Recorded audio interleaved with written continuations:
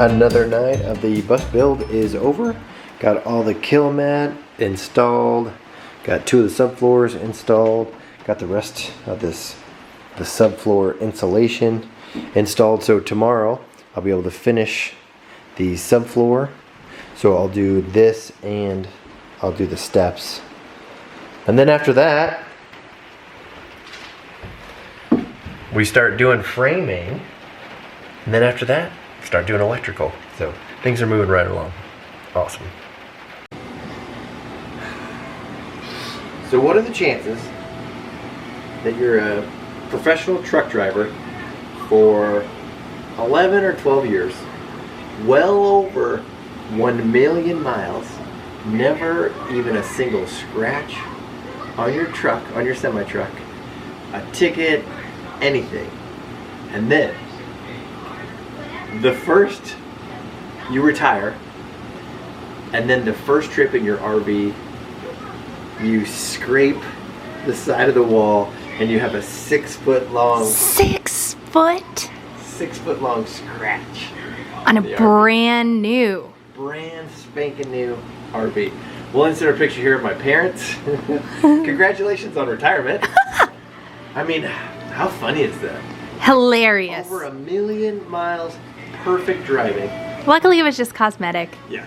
And he said, like, if you don't look, then you don't see it. Yeah. And it's like, because it's a white RV and it's just like a white scratch or whatever. Yeah. That's good. That's gotta be so frustrating. So frustrating though. So my mom emails us every night, and last night she was talking about the scratching incident. She's like, luckily it wasn't me, it was Dad. And so I called him today and got the story. And so they were down in Tennessee picking up their RV. They literally just picked up the RV, spent the night down there, and then they drove it back home. They were going into their storage facility complex, and so it was on a busy highway. And so he kind of pulled in like a little bit crooked, and then like reached out and did the key and the keypad. Yeah. And then like 2 hours earlier, he was talking to my mom about how it drives just like a car. Oops. And so, like, goes and punches in the key and then goes a little bit, and they just hear this like horrible screeching sound. So he stops and looks out or whatever, and yeah, it was. He had already gone 6 feet. It wouldn't take long to go 6 feet. No, even though he was only going like 5 miles an hour. Yeah. So. Oh, Yeah, man. so that just stinks. No joke. But it's also kind of funny that my parents, their first RV trip, which is going to be this coming week, they're going to Michigan. In November. And it's crazy because they couldn't find a spot. And so their RV park that they're staying at only has water. So it only has electricity. So it doesn't have sewer or water. And they're staying there for 2 weeks. Oh, man. Yeah, so that's kind of the thing right now. It's like RVing is becoming more and more popular. So it's becoming a lot harder to find a spot. Oh, especially at like the Missouri State Parks. Oh, man. Like we were having a heck of a time trying We to find were. a spot. And there's some that are booked out a year. Right. Like in the really neat ones. Right. So, yeah. Which And makes it's supposed to snow this weekend in Michigan. So it makes me, like, I really don't want to put a solar system on our bus build. A solar system. Sorry. I don't want to go solar. I pictured like the magic school bus with Mars and stars hanging. But so what? Instead of like doing a nice solar system, I think we'll spend the extra money doing a nice generator. Did you mean to say solar system again? Yeah, that's what you call it. Oh, seriously? Yes. I thought you were thinking like you were trying to say solar panels. No. Oh my god. Because it's more than just panels. Oh. It's panels, it's batteries, it's an inverter. I'm literally crying. I'm laughing so hard at you saying putting a solar system on it. No, that's what it's called. Wow, okay, Legit. sorry. Yeah. Sorry, that was really immature of me to keep laughing at that. I mean, it sounds funny. because we're just doing it on weekends, I think I'm not going to do any solar. I'm not going to do a solar system. Still picturing the Magic School Bus. I know. But, so the generator that we're going to get, it's going to be expensive. Okay, well it's probably worth it. It is. Because not only will we be able to use it on the school bus, but we'll be able to use it at our house. Like, nice. Oh yeah. Yeah. We can Cool. use it at our house. Very nice. And so that's how I'm justifying in my brain that we're going to spend thousands of dollars on a generator. Right. But they're good to have. it is, because so there's something called harvest hosts where you can stay at breweries and wineries and farms and all this kind of stuff in your RV, but a lot of them don't have like full hookups and stuff. So you need a generator and you need, you know, like an extra black tank or whatever. So that's why, and that's going to become more popular when all these RV parks are Full. to go. Yeah.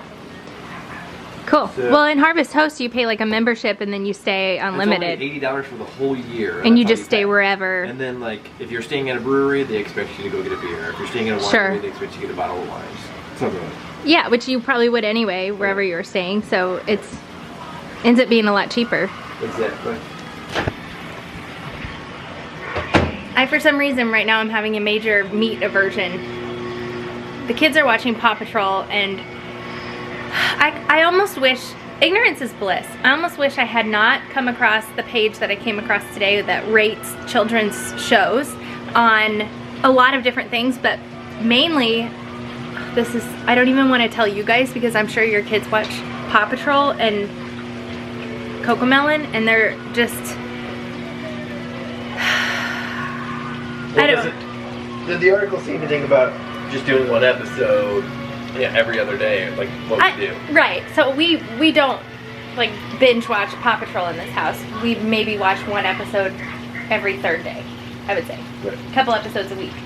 But, and Cocomelon's kind of the same way, where they're we don't even watch Cocomelon anymore. We don't. They're so stimulating for the kids that they are causing like attention deficit disorders and like other neurological issues because they are overstimulated by this show, and then real life doesn't mimic that. So is this a study done? You want to link it below? That way people can judge their own I'll opinion. see if I can find like actual data to support that, because I haven't dug into it. It was just like a post I saw that led me to a page that, because I saw that how bad, actually it was Cocomelon I saw first, and I saw how bad Cocomelon is, and I was like, what?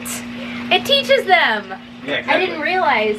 That's what I'm saying, ignorance is bliss. Well, that's why I like Daniel Tiger. Like, I don't feel guilty when I do Daniel Tiger or Magic School Bus, Blippi. Like even. Magic School Bus is probably a good one. Ironically, it's a lot of the older cartoons that don't have all the special effects and stuff that are better. Bluey was a really good one. What led me down the wormhole is like, I was like, okay, so Cocomelon's really bad. What's a really good one?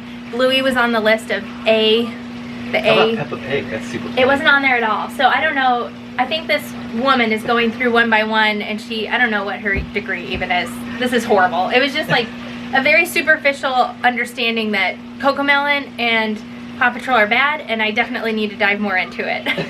So take it for what it's worth. I have not researched this heavily. Yeah, but no need to yell at us in the comments. Please don't. And I'm not trying to fearmonger you into like not letting your kids watch these shows. Our kids are obviously watching Paw Patrol as we speak, so it's not enough that I'm like, we cannot have this in our lives anymore. But I also don't want to set them up to have like attention deficit disorders when, anyway, I was trying to find a list, like a good solid list of shows that are good, and she has one, but there's only like 8 shows that are on it so far. I think she's slowly making her way through them, and she grades them on several criteria and then gives them a rating like A through F, like a letter grade. So that was my day. Wondering how much damage we've already done. And I'm also having an aversion to meat. I've been doing really, really well with pregnancy sickness in the mornings. I haven't thrown up in a week. It's just been amazing. It's been so amazing. I can't tell you how wonderful it is to not wake up and throw up immediately. But I get nauseous in the evenings now. It's like my body is trying to find my weakest point and get sick during that time. Should be over soon. out on the bus again tonight, getting the subfloor totally done. Except for I'm not going to do the steps tonight, I don't think. I'm kind of tired and I haven't totally decided what I'm going to do with the steps yet, so I think I'll just save that one. But I'm about to cut this last piece of subfloor, and it's like, oh, like that. Oh, that's going to be really easy. And then, bam, you get this stupid little thing right here. So that sucks. So measure 18 times, cut once. And actually, what I'll probably do is just do a template. So I'll put like a piece of cardboard here, you know, draw on the cardboard and then transfer that to the board. So it won't be that bad. I mean, it's like I've done this before. Yes, nailed it. All right, let's glue this bad boy down.